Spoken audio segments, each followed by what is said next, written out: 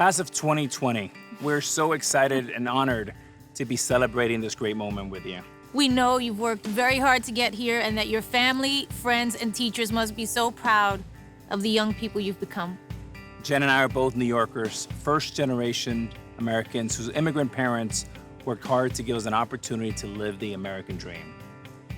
You know, we've had our ups and downs, but we continue to fight the fight. And one of the ways we do that is by trying to teach our 4 children the right way to do things, not just with words, but with actions. I learned a lot in my 25-year professional baseball career, especially about the importance of working together as a team. I'll never forget winning a World Series championship with the New York Yankees in 2009. On that championship team, we had a great guy from Japan named Hideki Matsui, who won the World Series MVP. We had the greatest closer of all time, my dear friend from Panama, Mariano Rivera. Both of our catchers, Jorge Posada and Jose Molina, were from Puerto Rico. And one of our best pitchers, A.J. Burnett, was a tattooed white guy from Arkansas. And of course, our 2 ferocious leaders who helped us get there. Our captain, Derek Jeter, and CeCe Sabathia were Black Americans. In the final game of the 2009 World Series, the last out was a ground ball to second baseman from the Dominican Republic, my little bro, Robinson Cano, who threw the ball to first baseman, a white guy from Maryland named Mark Teixeira. The point is that when you looked at our team, it was a melting pot. We loved each other, we accepted each other, and we bonded with each other. We shared a common goal, and we achieved it. And that's what made us great.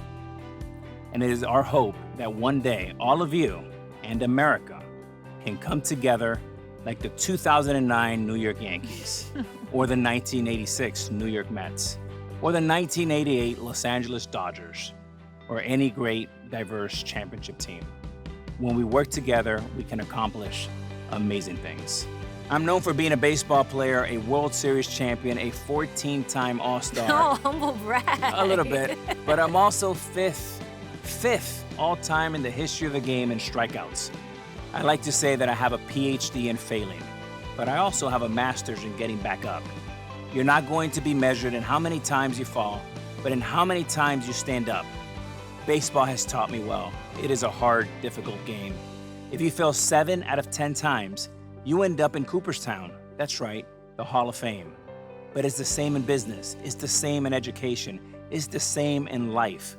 And I'm here to tell you today that you will fall, but you will also rise. If Jen and I had given up, then we wouldn't be here today. The key is to have dreams and purpose, to be resilient, to have grit, to continue to fight the fight. So I'm saying this to all of you that graduate today. I would trade my past for your future. There's nothing like youth and energy, and you have both. So swing for the fences, and we will be cheering for you. Like Alex said, I grew up in New York City just like you. In the Bronx, BX in the house. I went to Preston High School. It was an all-girls school. Only 300 and something girls in it. I had a lot of different jobs while I was there. One of them was a beauty salon where I used to clean the sinks and sweep up the hair and use the broomstick as a microphone while I dreamt of being an artist. So we both remember being in your position with an uncertain future ahead of us. But what we know now is we weren't really in your shoes. We didn't have to celebrate our graduation at home or watch our teachers and graduation speakers on a screen. We didn't have to worry about our loved ones getting sick.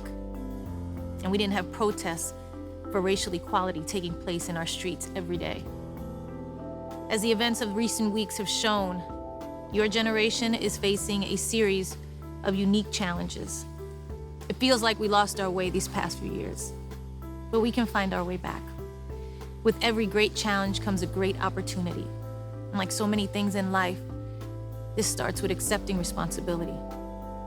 If you don't admit that there's a problem and hold yourself and others accountable, then you can't fix it. And we desperately need you guys to help us fix it. To graduate really means to elevate, to rise to the next level, to step up to something better. And in these times, that means more than usual. You are summoned now to a higher calling than just going to college or getting a job. You are summoned to create a better world. Our future depends on it. And you can't affect change by just hoping for it. You have to get involved. Start by focusing on your family and those closest to you. You know, being a mom, I know that true change starts at the kitchen table. The only answer to systemic racism, inequality, and hate is systemic love and acceptance. We need to speak up and speak love every chance we get. We need to get involved, march in the streets, sign petitions, make phone calls, volunteer at charities, support minority-owned businesses. You can't help your community unless you are really experiencing life with your community. And we need to vote. You have to vote. If you aren't registered to vote, you better register to vote. And you can do it in different ways. You can drive your elderly neighbor from next door to the polls. Call your members of Congress. Do whatever you can, big or small, to make sure that those who represent you do, in fact, truly represent you. And please, don't let your education stop after graduation. You may have earned your degree today, but you never stop being a student. Make an effort to learn more and more every single day. That's a little something Alex and I practice every chance we get. And finally, become the leaders of tomorrow. You represent a new era of responsibility in this country. You have the chance to do it better than we did. You have the chance to be the leaders that you didn't have. Change does not come unless you push for it and work for it. You know, we hear a lot today about disruption in business and technology. But these days, we must all be disruptors in the areas of humanity and equality as well. I don't know if you guys saw this week. Coach K said, this is not a political issue. It's a humanity issue. And Alex just talked about the melting pot he experienced with the Yankees. And when we marched recently, one of the things that moved us the most was seeing so many young people of all races and walks of life risking their lives alongside each other in the midst of a global pandemic, fighting for a better tomorrow. Diversity in the face of adversity. It was powerful. You guys truly are the future, and we know you will make this world a better place. Thanks, class of 2020, for letting us share this day with you. Remember that you will always be the class of 2020. Wear that label as a badge of honor. Make it truly mean something. Let 2020 be remembered not as the year that your senior year was cut short, but the moment that your view of what is possible expanded. Let 2020 be remembered not as the year that your schools were closed, but the moment when your eyes were opened. Let 2020 be remembered not as the year that we had to isolate ourselves, but the moment that we came together as a people. Let 2020 be remembered not as the year that our sports and entertainment seasons were canceled, but the moment that the new season of our common humanity began.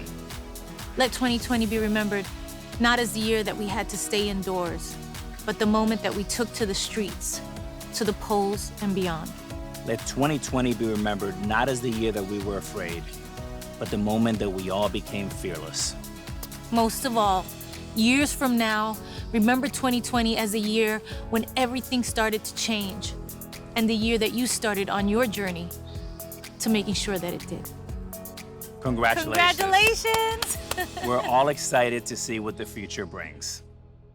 And what you will bring to the future.